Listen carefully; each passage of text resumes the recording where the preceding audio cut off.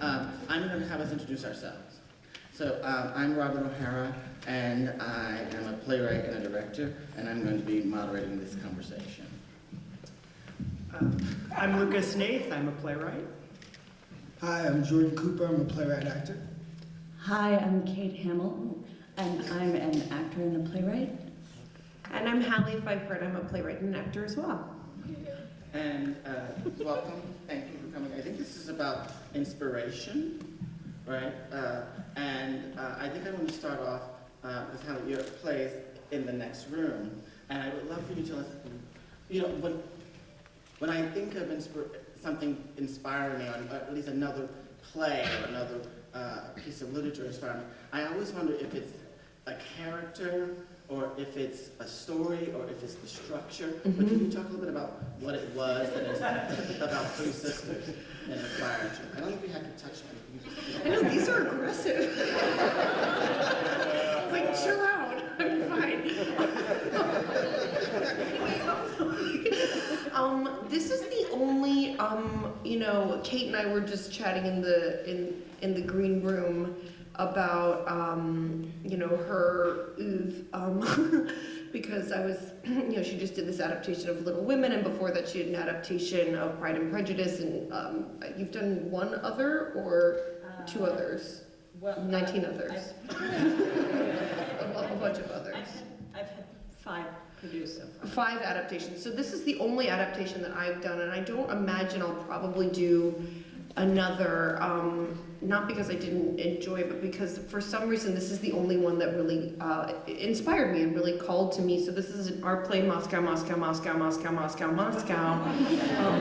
Is an adaptation of the Chekhov play Three Sisters, and I had the idea to write this because I acted in a production of Three Sisters in high school, and I remember it was really the first text that I read and found utterly inscrutable, and then through working on it, fell desperately in love with it, and that was such a thrilling process to me to come into to become acquainted with a text and think that I understood and hated it, and then find that it really spoke to me. And so what I wanted to do in exploring the text myself was really try to illuminate what I found evocative and moving about this text, because I had seen several productions of it that I perhaps hubristically felt like got it wrong, you know, and I found the play to be very morbidly funny, and yet none of these productions made me laugh, and none of them really moved me, and so I wanted to illuminate what I found humorous about it and also devastating about it.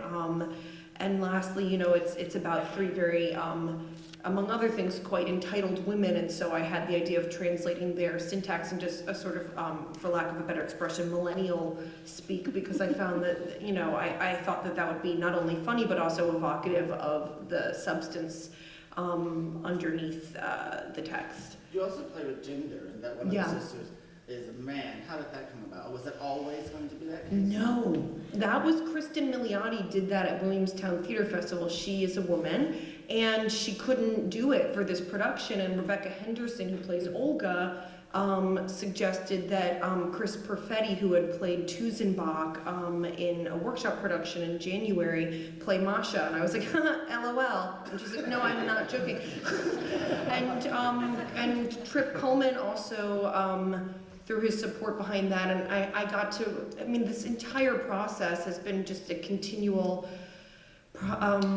exercise in opening my mind. I couldn't understand, I couldn't imagine that because it was so different from my original intention. I had actually written the play for Rebecca Henderson and Kristen Milioti and Betty Gilpin, another actress, because the 3 of them are friends, and their relationship reminded me of that of the Three Sisters, and now just Rebecca is doing it. But it was such a beautiful, lucky accident that Kristen couldn't do it in a way, and that we got to cast Chris, because I think what we've been trying to do with the play is really have as diverse and inclusive an ensemble as possible, and that includes experimenting with gender identity in the casting.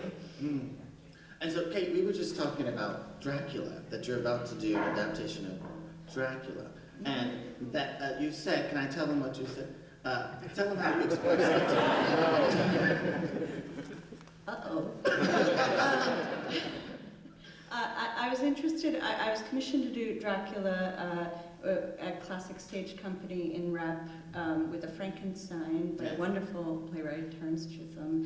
And they had approached me about it, and I reread Dracula with an eye towards adapting it, and Dracula is a super, super sexist novel. It's like even more sexist than you would think. You know, like, I approach for adaptation very much as a new play. Hold on for 1 second. Oh, it's all right.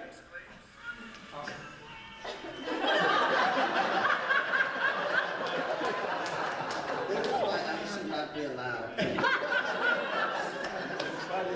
I'm so glad everyone else can hear it. I thought I was just losing my mind. My partner's going to kill me, but okay, I'm sorry. No, I approach adaptation very much from a new play perspective, as I think probably all of us here do. So I sort of reread the book and I make notes in the margin about what I might do, and all I kept writing in Dracula was yikes. But I was like, wouldn't it be interesting to take a really sexist piece of sexist source material and try to kind of use that to question who the vampires of the world are? So my current draft, it's a very early draft, is a little bit anti-man. I don't know how Classic Stage Company would feel about me sharing that. But at the moment it's a little anti-man. It's a little bit like, if your man gives you shit, perhaps he's a vampire, so stake him in the heart just to be sure. My fiance is thrilled. And Jordan, you don't have an adaptation that, someone said, don't say adaptation to him. Because I was like, why would I say adaptation to him? But inspiration, and can you talk about your inspiration for your play? Yeah, so my inspiration came largely out of George C. Wolfe's The Color Museum. And I remember, it's a play that like you always know about, but I never really investigated it. And I remember it was the summer of 2016 when Philando Castile and Alton Sterling both got murdered within a week of each other. And I started to go into a depression and didn't really understand my own fear of walking in the streets, you know what I mean? And so I'm the kind of person who likes to laugh about things. I always have to find something to laugh about. Like I always joke about, like, I'll be at funerals talking about why that bitch got a wig. She's got some funeral when she need a bra for it. Jesus can't let your titties hang out, you know what I mean? So it's like, I have to find something to laugh about. And revisiting that play and that first scene with Miss Pat, where all the slaves are coming to America, and that just kind of stuck with my spirit, and I was like, what would happen if we just all said, fuck it, and we just all got on a plane and left America? So that's what Ain't No Mo is, yeah. And has George seen the play? No, he hasn't seen the play. No. And how was it received in terms of, did people go, oh, you're biting off of George Wolfe or whatever? Was that something that you were encouraged to do? Like, did you try and like, I'm actually not doing it? Was it an homage to that? It was more of an homage, it was more of a tip of the hat kind of thing.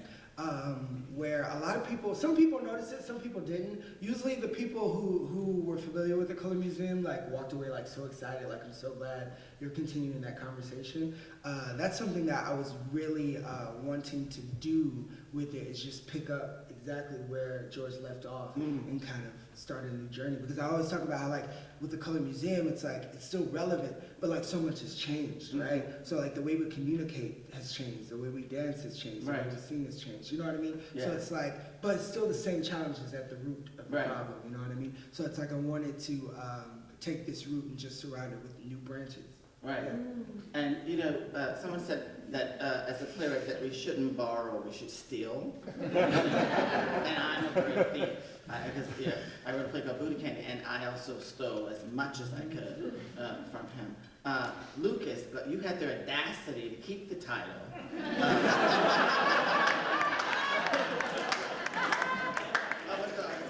And just put part 2.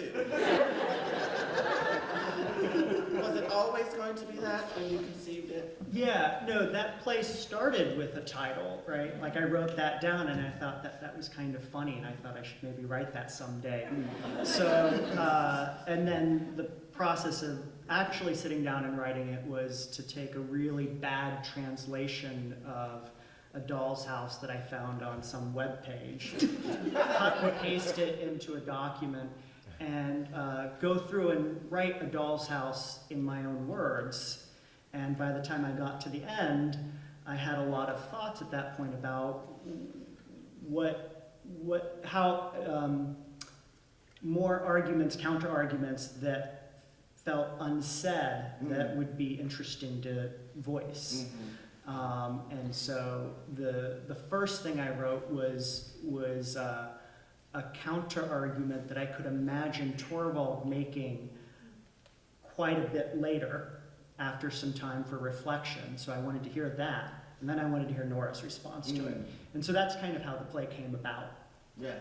It seems interesting because it seems like all of us are sort of like interested in the conversation that the piece has and not simply about regurgitating it. I mean, you would not recognize unless, I mean, you could have named your play, you know, Tribeca, because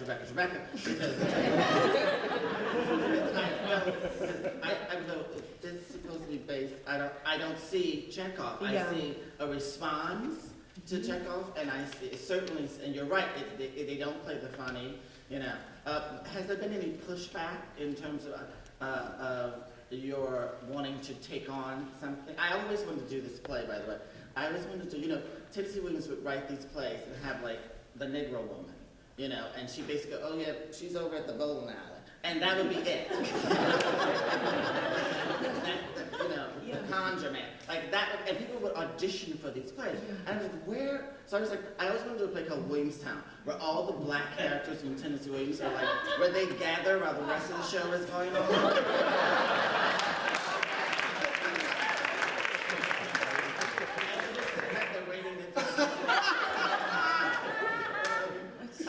But of course, they would not let me. But you were nodding about pushback. Can you talk a little bit about that? Yeah. You know, like I do feel like sometimes it'd be interesting to hear if other people that have this experience. People do sometimes act a little bit like I'm desecrating their altars. Like, you know, I do get like hate emails. Like my favorite one started out, dear Miss Hamill, how could you? But I think it's because there's a sort of like reaction against wanting to make these stories speak to the present. Like people do come in with certain investments, but that means they have certain attachments, so you're always going to piss off someone if you're trying to do anything interesting at all. So you might as well just try to do something that interests yourself, because they're just going to be pissed off at you no matter what. Sometimes it's a little irritating when they're like, you know, Jane Austen would be rolling in her grave. Actual quote. You know, it's like, I think it's more or less a badge of honor if you're trying to have that argument or that conversation. Well, you know, Jordan, you have a very interesting moment at the beginning of your play where the N-word is used over and over for a former president. And I wondered if that was, if you got any pushback from that, actually. I did. I think I got pushback from the audience. We got a lot of walkouts after that scene. Really? Yeah. That was like scene 2. Scene 1. Oh, that's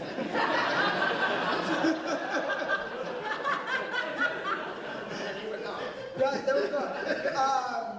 I think a lot of people. So what I wanted to do with that was because I think about my granddad who had just passed away maybe 6 months before the show went up. And my granddad was one of the greatest storytellers I've ever met in my life.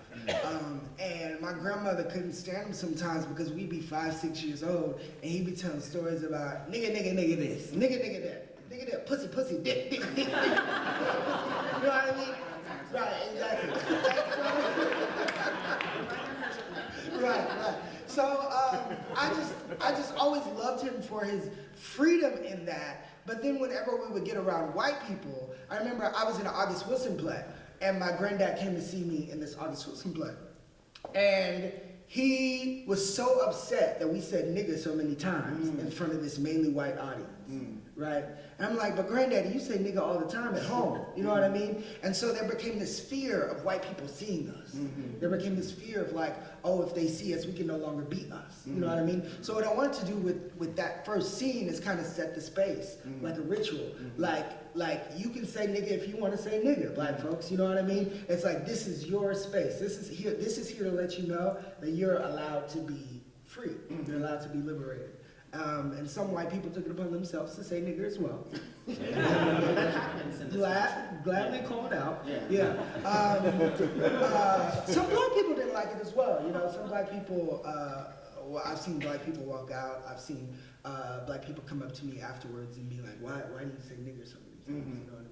What is that about? You know what I mean? I'm like, that's the language. I mean, you're probably not gonna hear me say nigga 24 times a day. You know what I mean? But like, that's my family. Those are my friends. You know what I mean? That's the language. So like, why would I shift the language to come out of my mouth? Right. And HALLEY Lucas, is there an estate that you guys had to apply to, or no? Is it like free for all for Chekhov and Ibsen now? I guess because no one's. Honestly, no, I'm like not even joking. I didn't even do that research. Yeah, it's in what about for Ibsen? Yeah, it's in the public domain. Yeah, it's in the public domain. No. I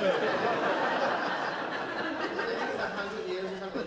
They're dead and old and white, and then you can start doing it. Yeah, I guess so. Yeah, so in 100 years, someone can adapt Moscow, and translate it back into 3 cents. Exactly.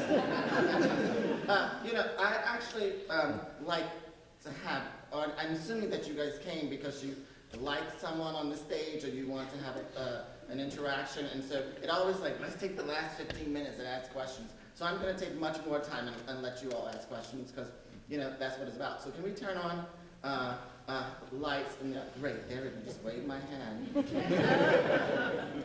Are there any questions that you have for anyone? Yes, over there. Stand up if you would. Hi. Is there any work that you feel like is unadaptable, or that you thought about doing it, or tried doing it, and sort of abandoned it, thinking, no, maybe it won't work?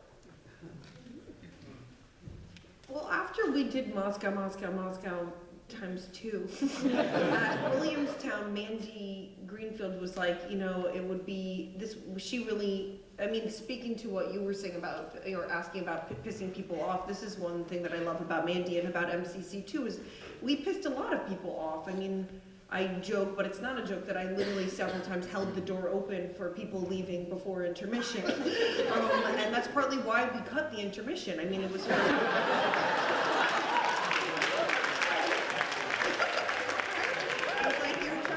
trapped here. And I really wanted the actors, if people, because then the actors were like, well, what if people walk out while we're, that's even worse. If we cut the intermission, they're going to walk out while we're doing the play. And I was like, then you can just say, bye! Because they're leaving, but Trick vetoed that, which I'm still mad about. But I will say, like, Mandy Greenfield, the artistic director of Williamstown, was like, let's keep doing this. You know, like, even though we're like, bye to people leaving, she was like, I don't care. Like, I don't care that some of our, if we lose subscribers, that's fine. Like, I believe in this. And I was like, yeah, this will be my thing. And then I thought about it, and I was, as I was saying earlier, like, I don't want it, for me, it has to, as you were saying, it has to interest me and thrill me, and it can't be a gimmick. So for me, like, I thought about doing, I wanted to do Long Day's Journey into Night, but what that would look like if everyone got into recovery, like, actually, now that I said that, I do think that's good. I have to go. No, but again, like, it has to be from a place, I think the audience can always sniff out if there's some disingenuousness to your intentions, and if there's, you know, if there's any cuteness to your motivations in adapting it, then it won't work as well. Whereas if it's this like cold that's burning in your chest, like I know there's a way to tell the story that I haven't seen yet, and I have to tell it, then it has a better chance of working. So for me, I don't, other than that Long Day's Journey, I don't know if I'll do it. Anyone else? Every time I get a really fussy, like outraged email, I'm tempted to write like an adaptation of like Jane Eyre or something that I'm not that interested in and kill all the characters halfway through and then just be like, it's a play, it's different from the novel, deal with it. But that's just me being a brat. So I'll never actually write that. But I am tempted. Every time I get like an outraged email, I'm like, we can do whatever we want in a play. Just everyone could die in the plague. You know, it doesn't have to follow a set of rules. So that's the only thing it's a little mean-spirited. So I probably won't actually do that. Probably. For me, there's this, usually the things that I think are unadaptable or that won't work, they interest me the most. Like for instance, the play I'm working on right now it scares the fuck out of me. It's basically like if there was a gay character in an August Wilson play, because there are none. Century of play. Right, exactly. Somebody was sucking dick. In a century? Let me digress.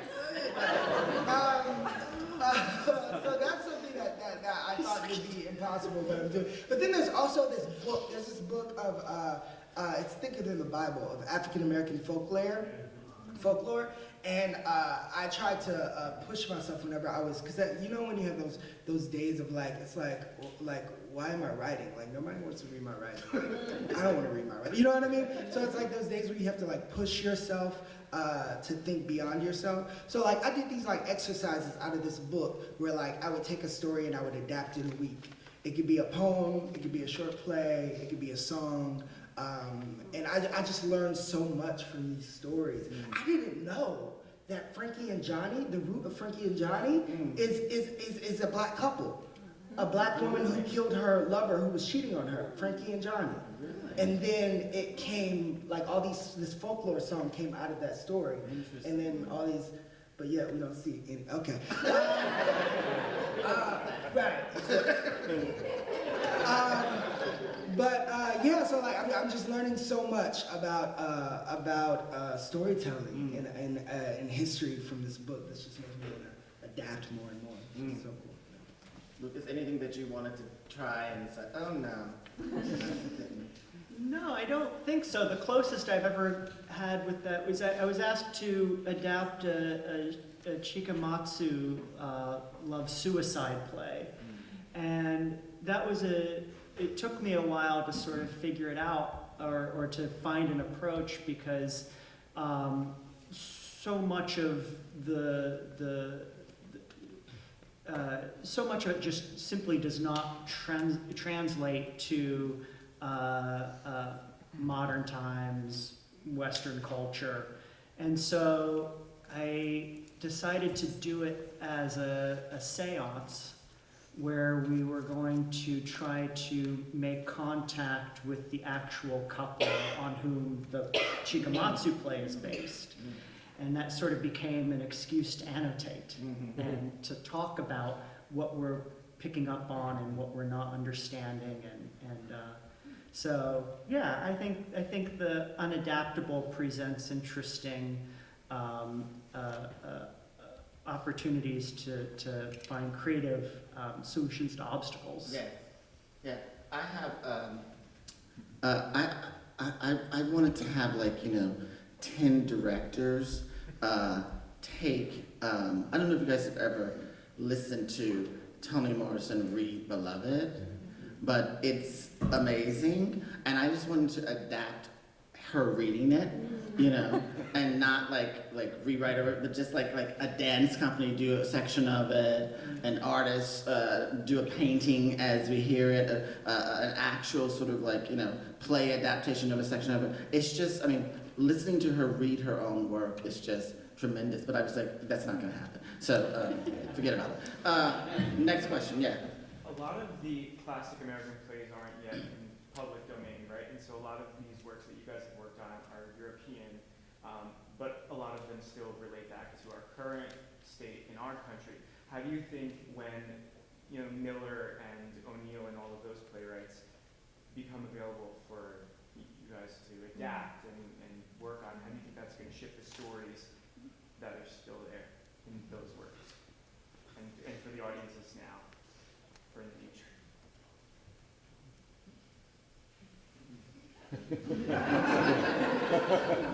They'll look into you. I hope we all live that life. I increasingly am like, I don't know how much longer we got here in the good old US of A. So I don't know. I think it's so hard to like. I always think, who knows where we'll be then. I think of even what my life was like a decade ago or 2 decades ago, and where we sort of were, and it's just slightly, you know, I feel like I can't quite predict, so who knows? I hope we won't be like scratching out things in our own blood in the bunkers, but I don't know. I think we're in like a moment of real change, so where we might be then, I don't know. It's interesting. I agree. I mean, I hope that there's much more diversity in the things that one can adapt, so we don't have to look to Williams and Miller only, or the Europeans in a way. Yeah. Back there. No problem. Yeah. Thank you.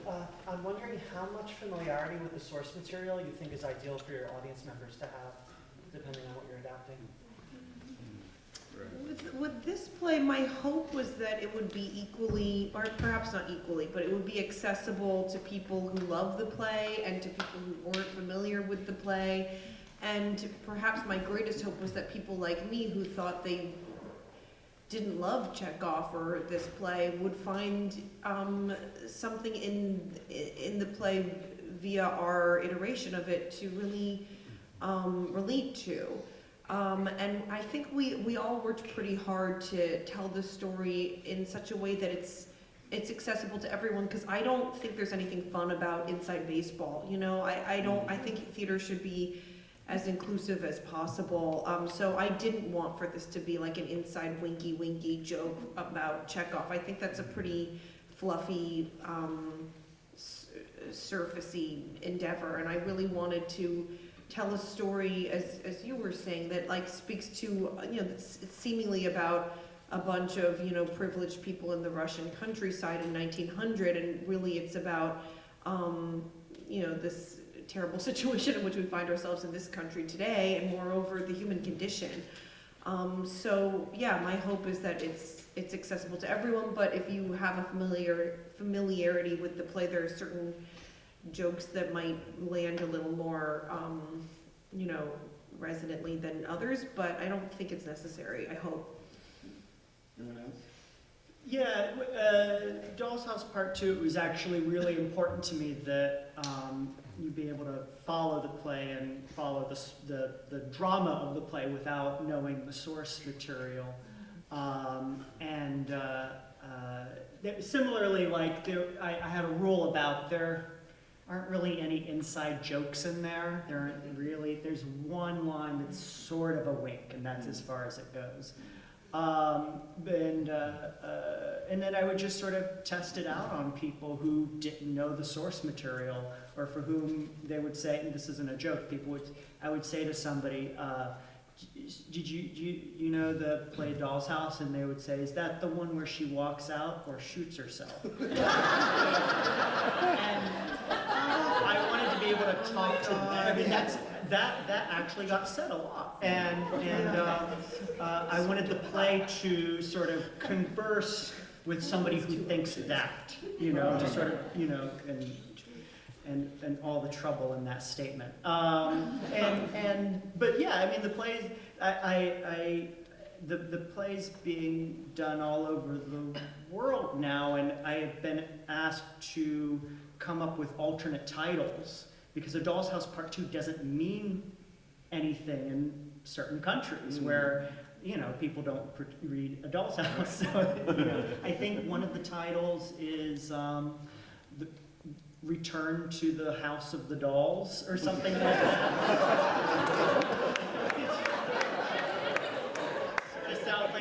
Russ Meyer film or not. But, you know, that made me happy that, like, okay, it can stand on its own without knowing. Yeah, I try to, depending on what it is, like there are some projects where like I feel like if I adapted them, I would stick closely to the text and I would stick closely to the source material. But like even with the Color Museum, like I had read it maybe like once. And then I never picked it back up until after I was done with my play, because I didn't want that constantly in my head. I wanted the thing that I loved from the play to stick with me, rather than the details of the play. And I feel like in that way, I kind of let the audience be in for the ride as well, without knowing the source material. What about you, Kate? Yeah, I also want people who have no relationship with the source material and people who are quite conversant with the source material to get something out of it. I think like the sort of theater that like I find sort of the least satisfying is when I go in expecting one thing and then I see exactly that thing and I leave and nothing was surprising or challenged me in any way. So in a way, I like when people have less of a relationship with it because then they're like, I had no idea what the hell was going to happen. So it's sort of gratifying to me to be like, but I also like if people do have a relationship with the source material for them to be like, oh, and then I realized she fucking changed it. You know, like, so both of those are fine with me, but I do try to, like, I'm always like, it has to be able to stand on its own or else, what are you doing? You're sort of doing like a slightly cynical or pale imitation of the original as opposed to its own thing. Back there. I'm actually here with some collaborators and we're adapting, revising a Brecht piece, and sometimes when we investigate a nugget or a thread that Brecht was not interested in, but we kind of lose some, it's harder to get back to the plot. I wonder if you have any party tricks or tips on like how you like marry your technical needs of the play with what you're super passionate about in it.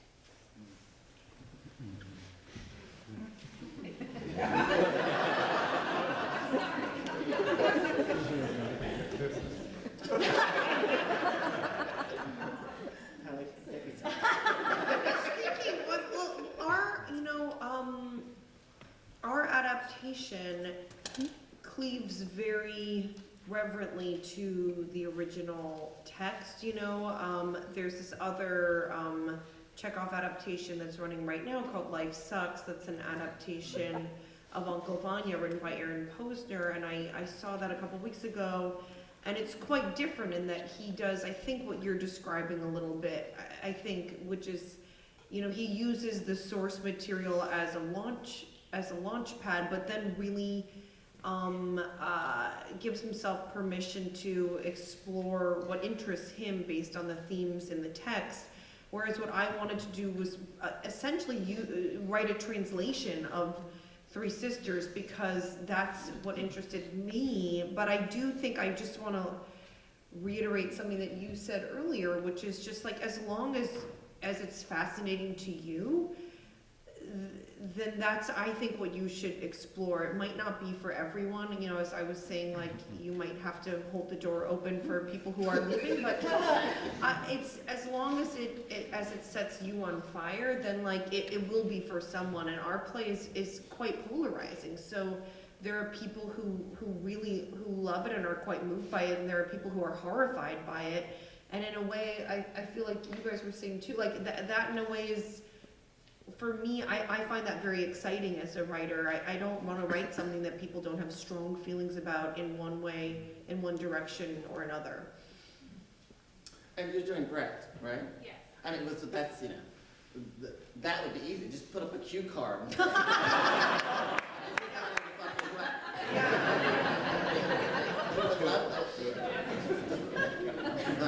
Over here, yeah.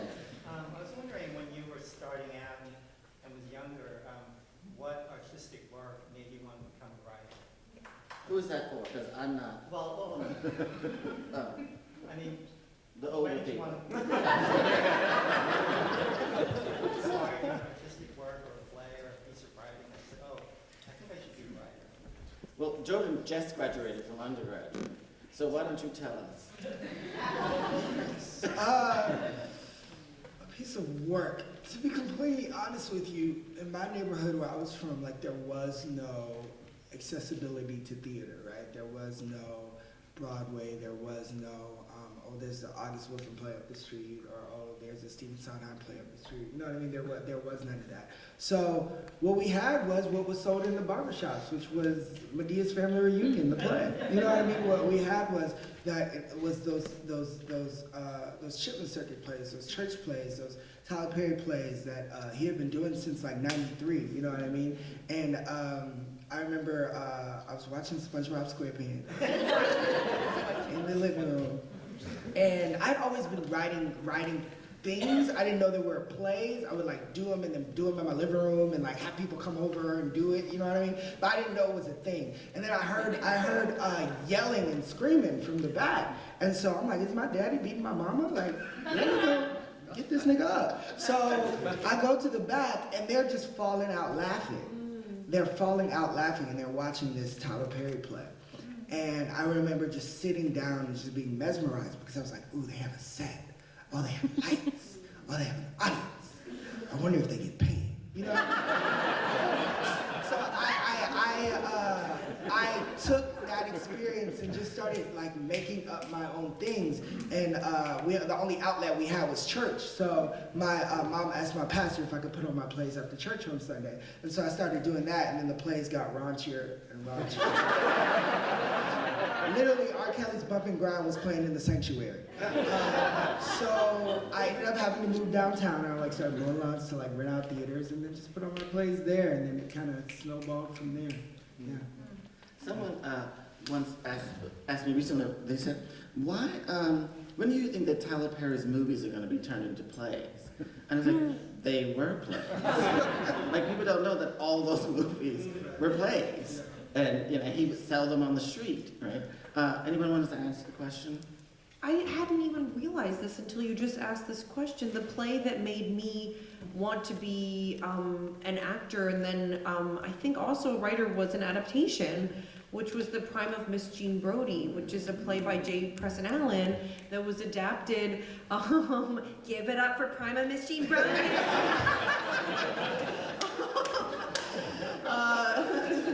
But it was adapted by a Muriel Spark, from a Muriel Spark novel. And I acted in that at Stage Door Manor when I was, I think, 13. And I remember just being so struck by the complexity of the female protagonist and the other women in it, that she's a charismatic, passionate teacher, and she's also a fascist. And she can be both of those things, and she thinks she's doing what's best, and in so doing, she ruins her own life and those of everyone around her.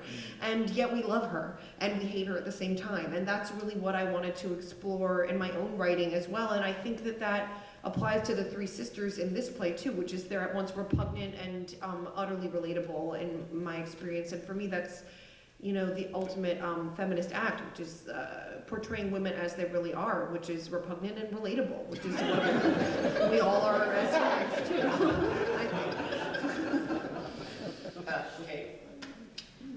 There were a couple of moments for me, but one that strikes me is my dad took me to see a regional production of Angels in America when I was 11, which was very cool of my dad. Very cool of my dad. It was like almost one of the first times I ever saw like full frontal male nudity. I was 11. But I remember just watching it and being like, like the language was, it just blew my mind that these ideas could be up there and so complex and interesting and evocative and sexy and dangerous, and I just remember being like, wow, there's a whole world out there, and I don't know what it is, but I want in. So that. I mean, mine's probably similar in that church plays were probably my first exposure to theater, the skits that they would perform in children's church with puppets and stuff. So it's like some combination of that plus Disney theme parks plus David Copperfield magic shows. And it was a desire to either be a magician, be a preacher, or be an Imagineer. Right there. Have there ever been, sorry, question for the general panel. Have there ever been any projects that you felt like you had to give up on or abandon even because you just couldn't figure out how to make it work? And have you ever revisited them or made it work after all in the end? I probably have like 5 plays sitting on my computer that have 14 pages in them and have been sitting there for about 5 years. Because there's a certain point where I get stuck. I feel like I always love them and I always want to go back to them, but like something either, I usually move with the spirit. So like if the spirit wants me to write this thing that just won't sit well with my soul until it's done, that's usually the thing that gets done first. Those things that are usually abandoned aren't as urgent. They're special and they're important, but they're not as urgent. I feel like the urgent thing always comes out for some reason.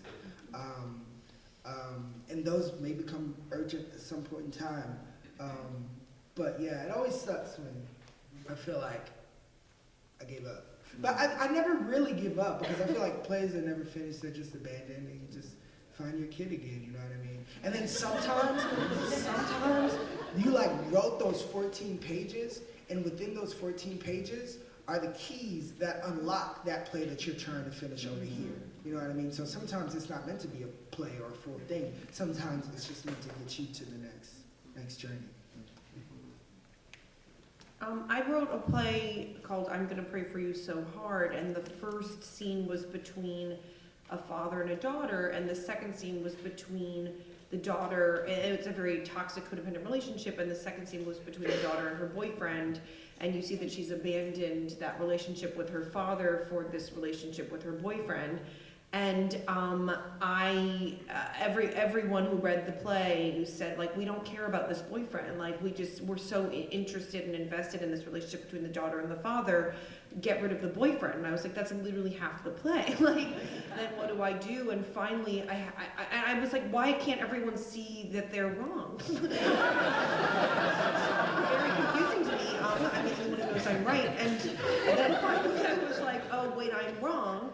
And I was like, well, let's just see what happens if I try doing that. And I got rid of the boyfriend and I made the play just the two of them and it was better.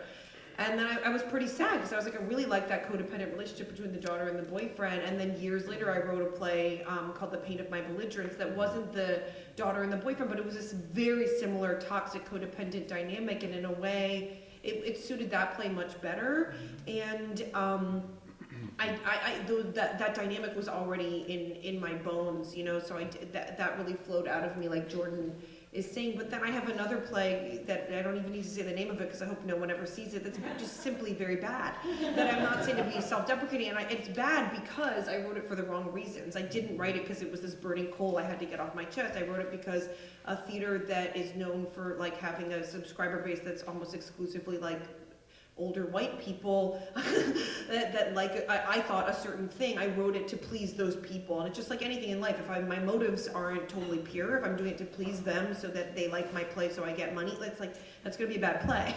And it was bad, and so I got to learn that lesson that way. But I do feel like it's never a waste because I tell that story all the time because I'm like, do not write a play for the wrong reasons. Do not write it to please anyone. If you're not pleasing yourself, you will not please anyone, or you will please people and you'll hate yourself, and it's not worth it. And so that's why today, like, I'm really okay with writing a play that people are walking out of because like I find it hilarious, and if you don't, that's really okay. And like, we have to just please ourselves because you will please other people if you do that, and the people who you don't please can go find something else to watch. Anyone else? I have a pretty incredible capacity for self-delusion. So I am constantly, similarly, I'm constantly like, oh, I'll go back to that. But yeah, I agree, like normally if I can't finish something, it's just not ready to be finished in me. Either I just like, it's not, whatever I thought I was struggling with, I'm not actually struggling with anymore, or I need to struggle with something else. But it often does become the germ of a better play. But again, I always lie to myself. I'm always like, well, I'll go back to that and it'll be awesome. Like, it's the same amnesia that allows me at the beginning, like every time I finish a first draft, I'm like, this won't need that much rewriting. This is pretty good. And then I'm like, oh God, it takes 5 million drafts. Right. Yeah, but it's always amnesia and delusion is very important. Yeah, no, all the writing just kind of sits in this sort of primordial ooze, that goo stuff that, stuff gets reincorporated. The stranger cases are when I actually go ahead and write the play and decide, well, this doesn't need to exist in the world, and just never show it to anybody, which I have a bunch. And they just sit on my hard drive, and there's a nice exercise, but it doesn't need to exist. And it is that Malcolm Gladwell 10,000 hour. Is it 10,000 or more than that? I can't remember. But it's like, it takes, I think it's 10,000. Okay, great. It's all, that's how you become a master at something, is by practicing. So like that, for me, it's like we live in a society that's so results based. And so we think like, oh, what a waste, you wrote a play, no one will see it. But it's not a waste, because I'm getting to be a better writer through just putting in the hours of writing this play. Also getting over the anxiety of like being in a community and like everybody else is putting out play, and you're sitting at home with the same. You know what I mean? It's like getting over that, because I feel like whatever's happening through you can only happen through you. Whatever's happening through them can only happen through them, right? And their work may or may not be as important as yours. So if you feel like you're working on the same thing and you know it's gonna work, but everybody just keeps passing you by, just stay in the same lane. Because I feel you, like I've been there, I'm still there, you know what I mean? It's like being okay with where you are and being like, you know what? If this play don't come out till 2025, at least it came out. You know what I mean? So at least I put something into the world. But don't try to compete, because that'll kill you. Yeah. Let's have you. I think you had your hand. Yes. So most of y'all are working on your work as directors and actors as well as playwrights. When do you turn your brain off as a playwright? Can you turn your brain off as a playwright? How do you create distance for yourself to like step back and see your work for what it is accordingly? Does that make sense? I find it excruciating. I mean, you saying that, I just felt my face do so many things. I find it excruciating. I hate acting in my own work so much. I will probably keep doing it till I die, but I hate it so much. I can't turn my brain off, that's why. And I haven't acted in my own work a lot because of that, and I also don't do it unless I feel like I really need to in order to best serve the story. I think it's honest for me to say I've never done it as like a vanity thing. Like acting is not my greatest love. Writing is the love of my life. Acting, I will do that if I feel like I can serve the story in so doing. And so I've done that twice with plays, but I find it, again, excruciating because I can't stop editorializing in my head. So I'm in the scene with my scene partner, but I'm like, why did he do it like this? I have to tell him to do it like, but I can't because I have to say my line and I can't do the note now. And like, it's really how it, I mean, God bless like poor Hamish Linklater and Jason Butler Harner, who were my two scene partners in these two plays, where they were both like, yeah, I could tell you didn't like that because your face did a thing. I'm like, thank you for bearing with me. They're like, yeah, this is very strange. But what I even did with like with Jason, we were in tech, and like this was a play called A Funny Thing Happened on the Way to the Gynecologic Oncology Unit at Memorial Sloan Kettering Cancer. And the premise of the first scene was there's a curtain in between us because we're in a hospital and our mothers are both in the hospital, and we have this sort of ghoulish meet cute while our mothers are dying, and there's a curtain between us, and so we would be doing the scene and I would point to my assistant. It's so bad. I would point to my assistant in the audience whenever he did something I wanted to give a note on. Got to learn that isn't sustainable. So, I really had to, like, for me, this is cheesy sounding, but I'm like, I have to let go. I have to let go. I cannot control everything in this play or in the world.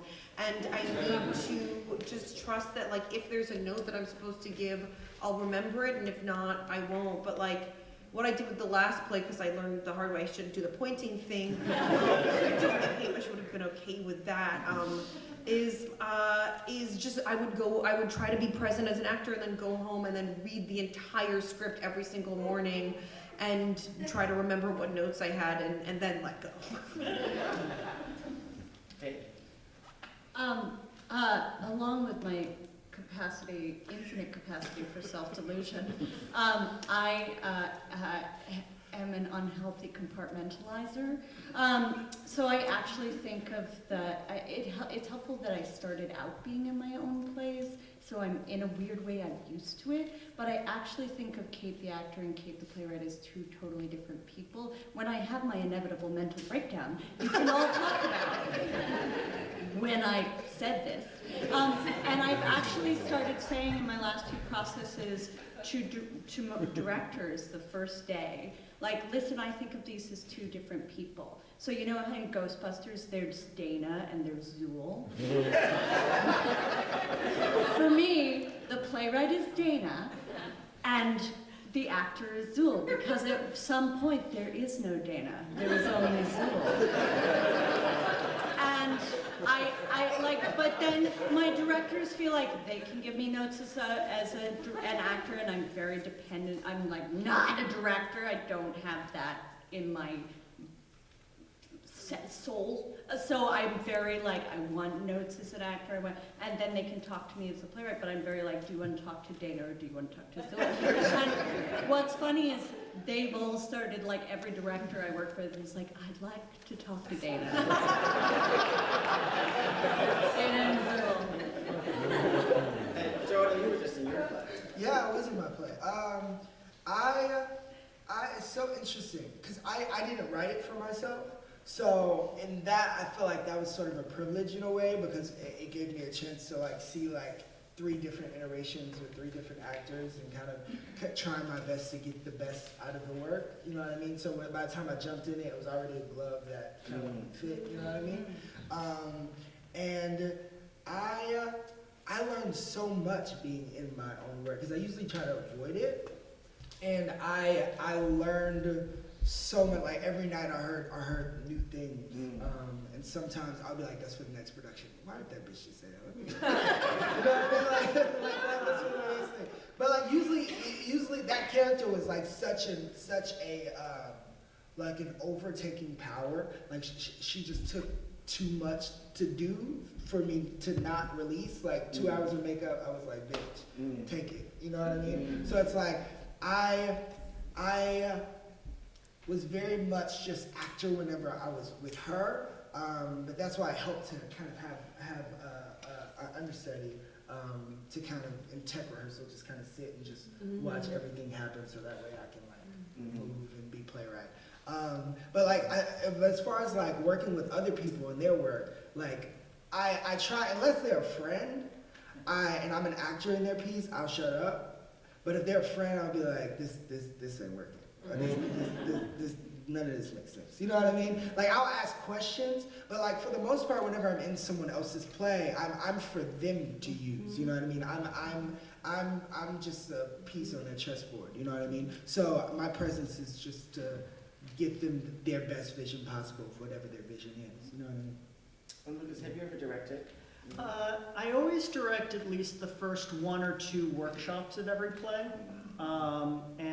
But that's just very much an extension of the writing process. I mean, the reason why I'm directing those workshops is because I want to move very quickly. Yes. And so, I mean, when you're directing something in production, does that feel like a different version of you, or? Well, no, I just have to acknowledge that, you know, I'm only one person, so if the playwright has to do something, the room has to shut down for a moment. I'm not going to pretend that I'm magic. Yeah. So yeah, it's all, people ask me that all the time. I go, it's like asking me, do I like my left hand or my right hand better? They just work together. Yeah. One more question, and I think let's have you, because I haven't pointed out. Yes. Want to stand? Yes, because I can. Please.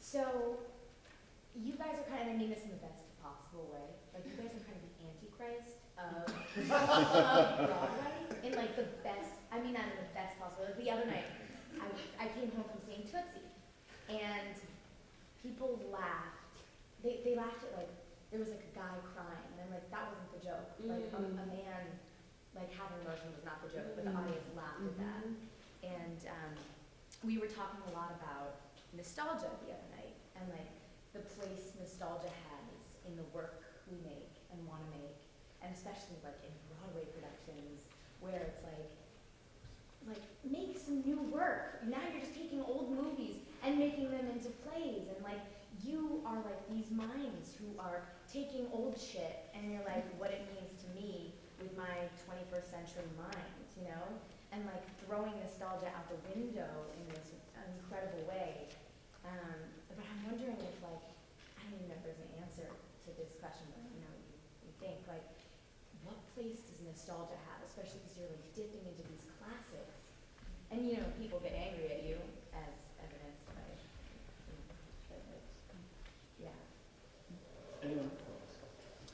I mean, I've written a play that's in conversation with an Ibsen play, and I've written plays about famous people, and the strategy kind of remains the same in both, which is I'm taking subjects and people that the audience has some baggage in relation to. I'm aware that there's an image in people's minds of a particular famous person I'm putting on stage, and so I'm sort of coaxing people into bringing their nostalgia into the theater, and then I'm trying to come at an angle to it.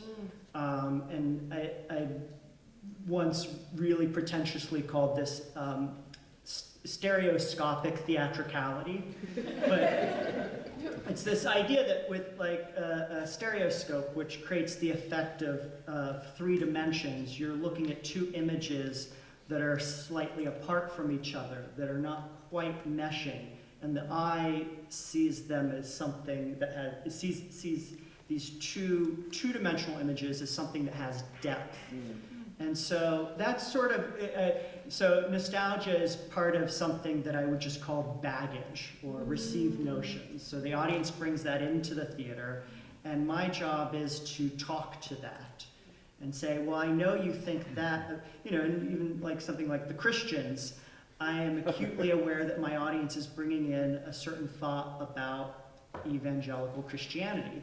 So how can I talk to that and counter it? Anyone else quickly? Yeah. I love that I haven't seen Tootsie yet, but I love that I love what you're saying about the audience laughing at something that not only is not the joke, but that actually is something we should not be laughing at, because that, our reluctance to embrace male vulnerability is arguably partly why we have the president that we do, who encapsulates, the other end of the extreme, which is toxic masculinity, right? In this sense of, false bravado and all that. And it reminds me of like when we were in rehearsal, or when we were in previews for this, and still, there are moments in this play that I wrote with the intention for them to be moving, because our play, although it does lean into the humor in this text, which Chekhov did call a comedy, there's also obviously deep pathos here, right? And so there are moments, and I don't want to give anything away, but there's a moment towards the end between Masha and Vershina, and there's a physical action between them that I wrote it and Tripp staged it, and I think our intention was for it to be emotionally resonant, and very often people laugh. And it could be because we don't, and I don't know why exactly, to be honest, I don't find it funny. And and I was frustrated by this, and I was like, why are they laughing? And Tripp was like, well, when we did Choir Boy, which was a Terrell Alvin McCraney play that he did on Broadway this fall, there were moments where the audience would laugh. There was a moment where a character had an unintentional orgasm, and the audience would laugh, and he's like, they're uncomfortable, you know, and he was positing that it's homophobia, which it perhaps is, which is unfortunate. But this is all to say, like, I can't control how an audience feels, you know, and so if someone feels nostalgic about something that they feel that I'm desecrating, and to use a word that you use that I think is apt, that's okay, you know, and then someone else might love that, and at the end of the day, I just, again, it's like I sound like a broken record, but like if I'm just writing it and aiding the director and the actors in you know, putting it on stage in a way that feels in line with my intentions in writing it, as truthful as I can be with my intentions and in their execution, then that's the best I can do, and then I have to let everyone feel the way that they want to about it. It is 6:05, and we are done. Thank you.